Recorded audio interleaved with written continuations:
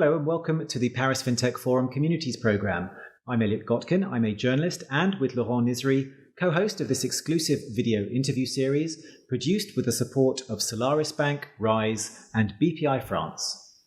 My guest today co-founded her multi-award winning Africa-focused fintech from her kitchen table in Maryland, USA.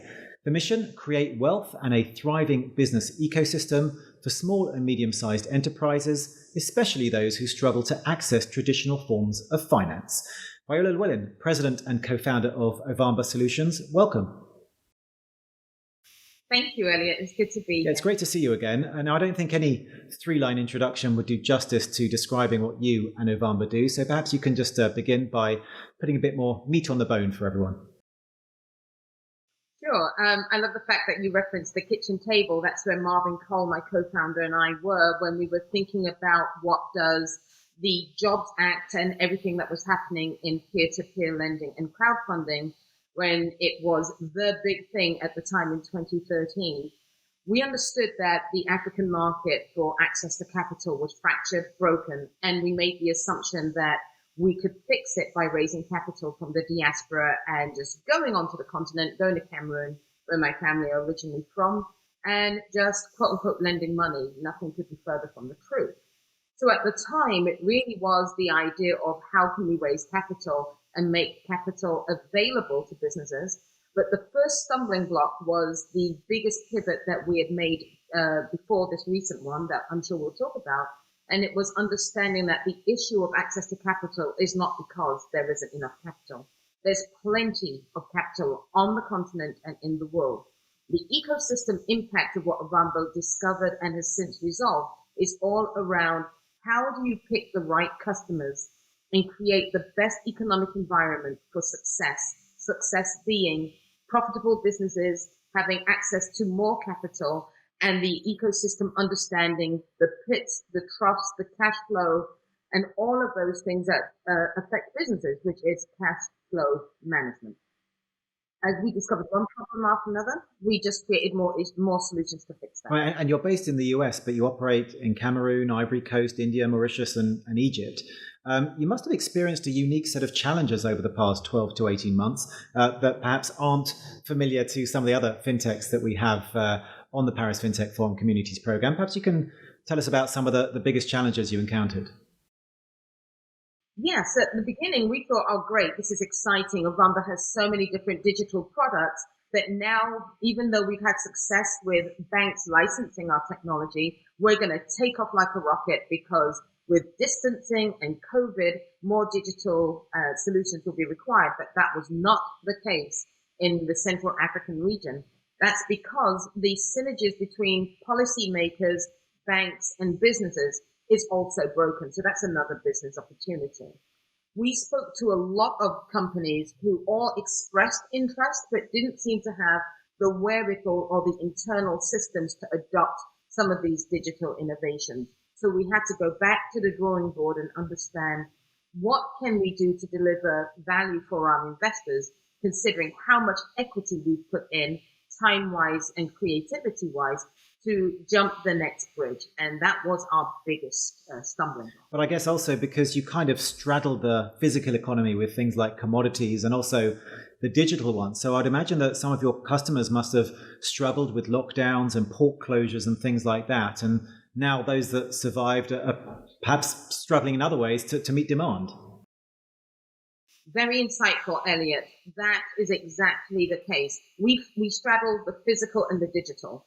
And when we sit down with investors and explain that your concept of a digital solution, innovation in delivery is not the same in the Western world as it is in Africa. For example, our customers absolutely need warehouse-based support.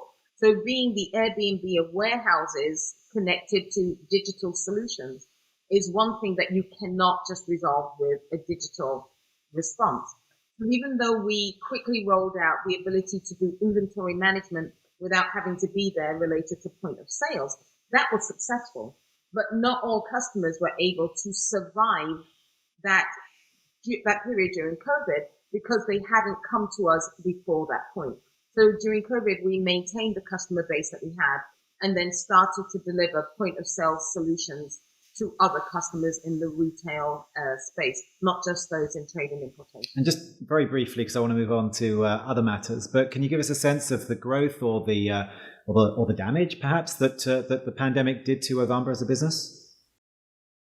Yes, it wiped out revenue expectations in the area that we call growth as a service. That's where bank partner, promoter, those types of products that we were rolling out, licensing, and customers were accessing, that was impacted. But what suddenly became very interesting and successful for us was our authorized reseller program. The problem of not being able to get on a plane, go speak to somebody, sign a partnership agreement actually turned into our advantage. So we packaged everything in such a way that groups like Singularity in Egypt or the new group in Mali could really just work with us online, get trained, cloud access to our technology because it is SaaS, and start to originate transactions in their own market. That was a big plus. So we have taken that as our new rollout and go to market in other areas. That was one of the things that we were most excited about. Now, Viola, I know you're a fellow Londoner by birth, but I understand, in contrast to me, you spent some of your formative years in Cameroon. What was life like there, and what kind of impact did it have on you? Wow. I was very resentful as a kid because the idea that I won't be able to watch television in 1978 was my big concern. There's nothing on then anyway. But as an adult, I know, who has time for TV now anyway? But as an adult, I look back and I say kudos to my parents. The African realities, both socially, personally, culturally, and business-wise, all originate for us from one area. Who do you know? Who are your relatives? What is your cultural reference point? And those are elements that we have embedded into our digital delivery of products and services. So in light of not having, let's say, a credit bureau, being able to use technology to understand what's your relationship with your suppliers, with your customers, your bank, your social group, your cultural group, even your ethnic group, gives us a backdrop for understanding how to develop and deliver risk. And because I understood that as a child and from the age of 12 to 16 at a very deep level, there were some things that were intuitive. Now as an adult, I look back and I can understand the business impact. I can explain that a lot better. So that was the greatest thing that happened, having those relationships. I'm sure this obviously gives you, amazing insights into Cameroon in particular, and also other parts of the region. But presumably, when you were between 12 and 16 in Cameroon, you weren't thinking, "Oh, when I'm older, when I grow up, I'm gonna found a fintech that's gonna, help small and medium-sized businesses grow." So I'm just wondering, at what point, because you had quite a successful career in consulting, I think, at what point did you decide, right, now's the time, I'm gonna go off and do this because I see the opportunity and I know that I can do this? Well, anecdotally, during those 4 years, I think within the first month, I actually launched my own business when I was 12, and my mother promptly made me shut it down because she said I was being a nuisance to relatives. What was the business?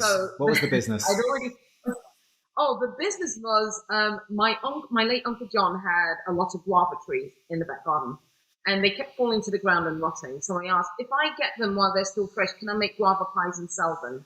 So I co-opted his cook to help me with the pastry. And my cousin, who fancied the lady down the street, I said, I will deliver flowers and love notes if you can also deliver these pies in the local area. So I had my staff. And at the age of 12, I didn't know how to do the calculation of, after I've paid everybody, delivered the love letters and bought the beer from Mr. Max, how much profit do I have left over? I just pocketed the money. So I thought, yay, I'm making cash. And my mother was terribly upset. But for 1 week, I had a highly profitable guava pie delivery business. So fast forward to where I am now, I did not realize the time was now. I can safely say that, as with much of the diaspora, it takes outsiders to tell us the value of Africa. And that's a slightly shameful thing, but it's the truth. It's much easier to stay safe in structures where you understand the rules and you stand the test of time. But the issue and the challenge here is it's up to us to create a version for Africa that makes sense. So my business partner, the Jamaican who grew up in Detroit, was the one who said to me, Africa's going to be huge. That was in 2013. I told him, you're an idiot. There's no chance of that. Africa is a dusty, messy, disorganized place. And it's likely to stay that way. I don't plan to be part of the solution. But he said one thing.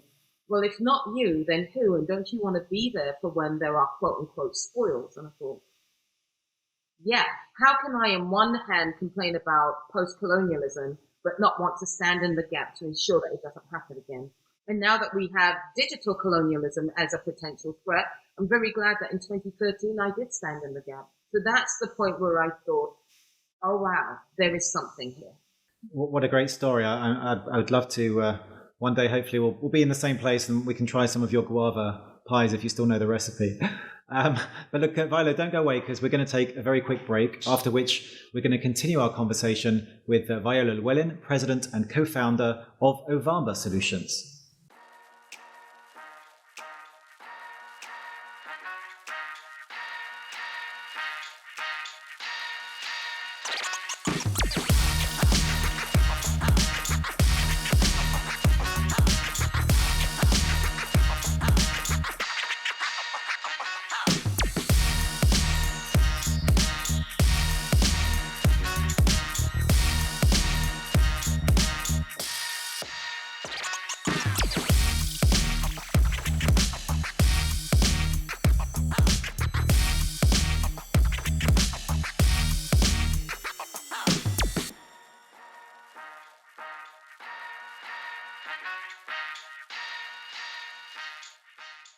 Welcome back, and don't forget, if you're not already a full member of our community, everything you need to join can be found at www.parisfintechforum.com.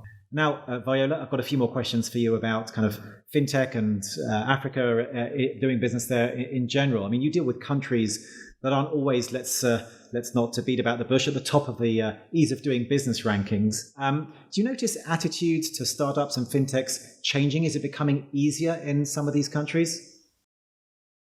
It most certainly is. At the last count, I think the GSMA report referenced something like 469 startup hubs. And having been around now for 8 years and reminding myself and Marvin and the team, stop calling ourselves startups because we are in growth mode. That affects obviously how you speak with investors, but there is a shift in the tide. And Elliot, it's really to do with how the rest of the ecosystem understands and respects the whole concept of startup. There is that element of copycat culture on the African continent whereby you'll see things replicated and copied from an external standpoint without the internal engine to make it resilient and real and rooted. But we're seeing that change. We're also seeing banks and other financial entities understanding there's a different way to finance a startup, and there are different ways in which to ask a business to participate in the act of investment capital or growth capital, or even just operational debt. So one of the things that we're seeing is a change in the types of financial supports that are available. We're seeing a change in how even some universities are rolling out education and moving away from post-colonial traditional education systems. And we're seeing companies like Ovamba getting a lot more creative with the kinds of products like what we're doing, creating the Small Business Association for the entire African continent, because this is an ecosystem that needs huge arms to wrap around it. And with the African Continental Free Trade Agreement, now is the time. I'm wondering if you're also seeing any changes from investors. I mean, you're in the United States. I was just reading that according to a Morgan Stanley survey of VCs from 2020, 43% said finding opportunities to invest in companies with non-white founders was a priority. Are things changing for female and minority founders, at least in the United States where you are? It always looks like it's changing on the surface until you try to put yourself into the opportunity. For example, the 2X challenge that OPIC and a number of other G7 type investors and DFIs are involved in. If you go on the website, it's very difficult to figure out how to actually apply for it.